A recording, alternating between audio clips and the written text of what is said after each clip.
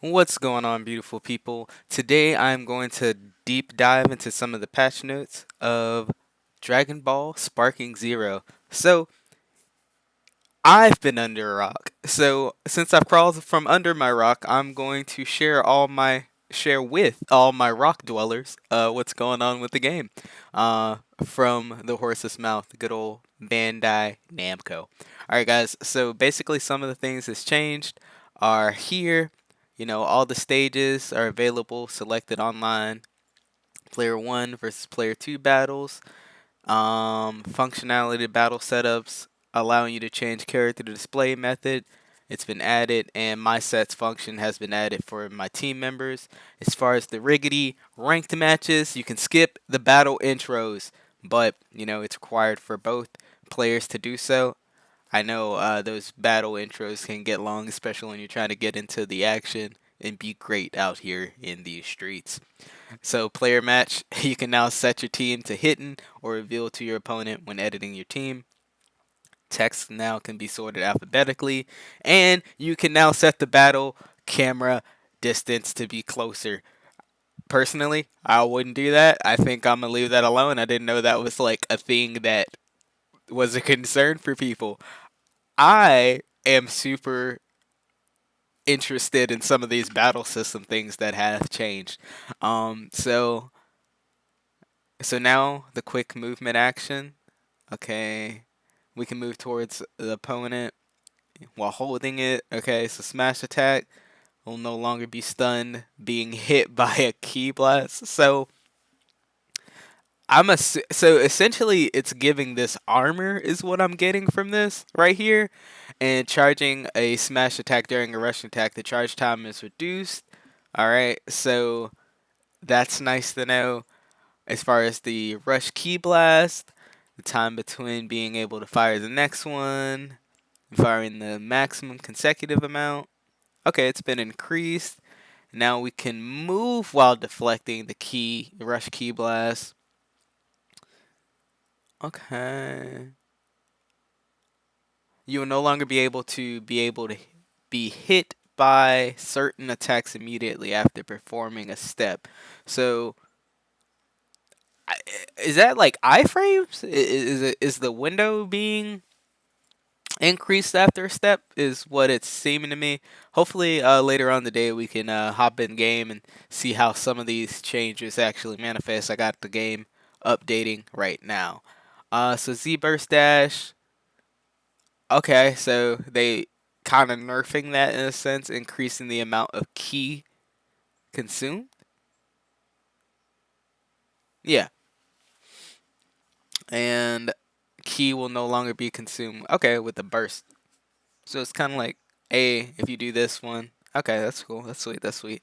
Key will no longer be consumed when activating it and will instead consume the amount based on the distance traveled. Oh, okay. Damage been increased when using a boost of the blast. Z search will no longer lose track of your opponents when characters are swapped.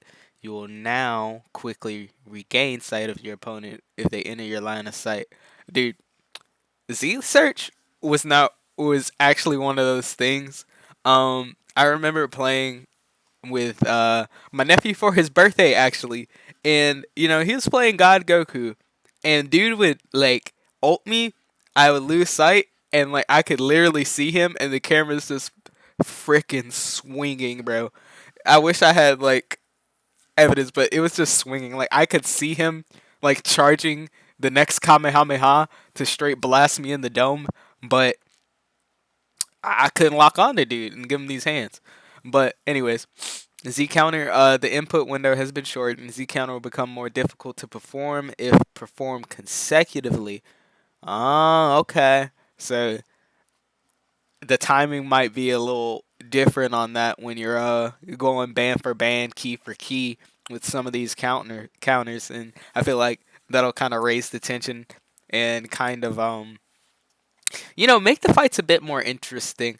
Um, and it'll be more of like a skill thing versus a like whoever has the most key, because it's kind of like a tit for tat hand stack type of interaction, and whoever has the most ki wins type deal. And that might not continue to be the case for a little bit. Um, So revenge counter, skill count consume when the perception against revenge counter is reduced from 2 to 1. So that's a buff on the revenge counter. You're taking less resources. It'll help with resource management, which hey man, that's nice. Gradual damage reduction on consecutive hits has been increased. Okay, rush attacks during sparking mode. So with the combos, the final attack of aerial combos and aerial slash combos will no longer be interrupted by guarding. Alright, and character switch recovery rate of standby characters have been reduced. So they're nerfing the healing on when you swap out to save someone's ass. Okay. This right here, guys, is a major nerf to giant characters. Tackle, it was unblockable. Now it's guardable. Like when a giant character would just run at you, that was kind of your ass, and it just send you flying. Um, I this is this sucks for giant mains, and it's a bit more balanced for everyone else. Skill adjustments. Let's see. And we're halfway done. Skill count consume has been increased. Skill count consume has been decreased for sparking skills that cost instant sparking. Higher skills that increase stats in general. The skill count consume has been decreased. So if you need attack buff, defense buff, etc., it'll cost you less skill points. If you're going into instant sparking, it'll cost you more. After image strike, effect duration has been reduced to 10 seconds, and you will be removed if your opponent uses perception while you're under the effect. Okay. False courage. Skill count consume has been increased. So they're nerfing false courage here. Skill count consume has been increased from 2 to 3, and the status increase upon activation has been increased. So all I need is 5 seconds. That's another technique in the game. Standard barrier. You can now activate it while receiving melee attacks from front. Okay. So you could just bomb off me type beat while someone is beating you up. Interesting. So here we are. Blast adjustments. Long range blast and ultimate speed has been reduced, so they're gonna travel slower. That is, I feel like that could be useful to kind of get more beam struggles in the game. It gives people a bit more time to react and actually send off their attacks as well. Super Vegeta Final Kamehameha ki consumed and damage has been increased. So Vegito got buffed. Interesting. Oh, buffed in damage. Ki consumed is gonna cost more, so maybe I I see Super Vegito and get a little nervous because he's I mean, if you're in ranked, you know. Goku Mini Quick Rush trajectory can now be changed. Okay. I wonder if it's like, I guess it's manual. I wonder if it's like one of those things if you dash past, if you could go back. I'm very interested in checking this out in game. Present Bomb, increased ending lag after activation. Okay, and lastly, we have some of the character specific adjustments. We got Android 19 and Jiro. Health key amount absorbed on successful throw has been adjusted. I don't know if it has been increased or decreased. We'll see soon. Dragon Dash and Quick Ascended and Quick Descent now consume key. So with second form Cell, you can now escape the throw. And with Cooler, the amount of health restored upon transforming has been increased. And here it is again with the Great Apes and Dr. Wheelo, these giant characters. It has me wondering if this counts for Baby also, super baby he is enlisted, and this is character specific. So their health pools have been reduced for both of them.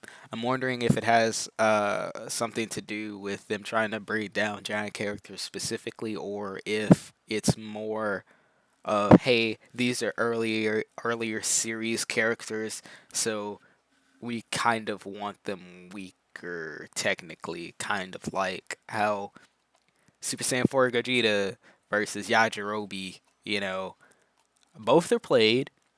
I feel like Super Saiyan 4 Gogeta has better stats overall. And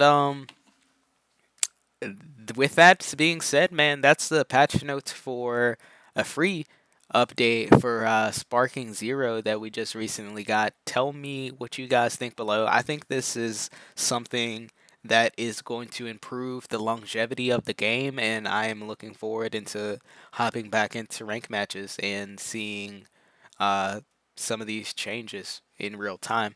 Thank you so much for tuning in. I love your faces, and I'm going to holla at y'all. Peace.